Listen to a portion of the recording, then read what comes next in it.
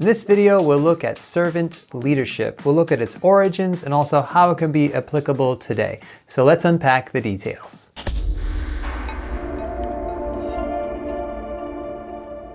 Hello there, I'm Alex Lyon and welcome back. If this is your first time tuning in to this channel, Communication Coach, we are here for rising leaders, probably people like you. If you want to increase your impact and lead the people around you to higher levels of excellence, then this is the channel for you. And today we're talking about servant leadership, a really important topic because I feel it lines up directly with how I see leadership on this channel. Most of the information we got for this video comes from Robert K. Greenleaf. He coined this term in the 1970s, and I will put a link to his website in the description below the video. I encourage you to look into the details a little bit more for that. So servant leadership is a philosophy, a leadership philosophy, a way of looking at leadership. And depending upon how you look at leadership, it's going to influence how you act as a leader.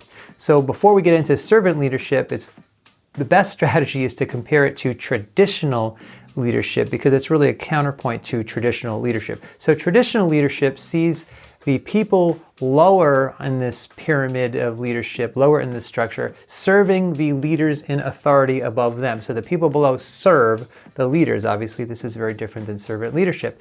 It's a very boss-centered approach, this traditional approach where the person in authority typically is looking to amass more power and more control. And unfortunately, this can devalue other people. People below the leaders often feel, quote, used and abused. And anytime I watch a movie or a show about the Victorian era in England, I start to think about this traditional view of leadership where there's the person in authority, the family that owns the mansion, owns the estate, and the servants literally live below them in the basement of the house oftentimes.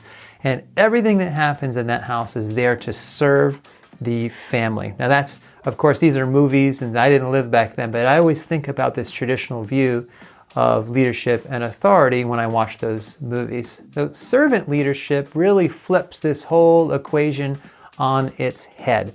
This servant leadership is grounded in many of the religions, of course. In fact, Jesus said directly, whoever wants to be first must be the servant of all. So this is a classic servant leadership example.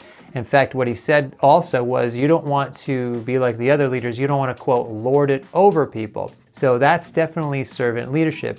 Obviously, people are still in charge. They're still the leader, but they're leading by serving, by thinking about how they can benefit the people that are under their care. That's why people like Mother Teresa, Gandhi, Nelson Mandela are classic examples of servant leaders. They have a deep sense of responsibility for the people that they lead. In fact, a lot of people don't know this, but Gandhi was trained as an attorney, as a lawyer. He had a high level of education, but he thought the best way to have influence was to serve. And so he changed his whole lifestyle and approach to lead from that place of being a servant to other people.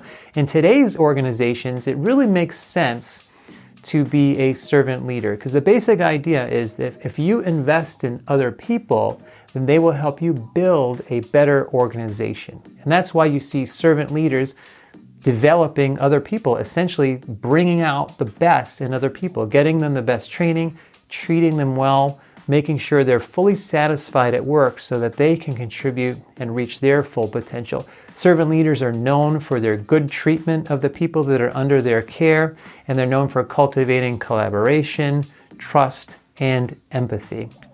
So that's a brief look at servant leadership and how it contrasts to traditional leadership. So my question of the day to you is, I would love to hear about your examples of servant leadership. Who have you worked for? Now, you don't need to name names, but I would like to hear, oh, I worked for a supervisor at this pizza place and he was a really good servant leader and here's why. I would love to hear your stories and examples below. I can't wait to read them. I think it's really important to articulate these things, to name them so that we know servant leadership when we see it, and we're much more able to do it ourselves as rising leaders. So thanks, God bless, and I will see you in the next video. Hello again, I hope you enjoyed that video on servant leadership. I would like to invite you to check out a free course I created on essential professional communication skills. It's for rising leaders.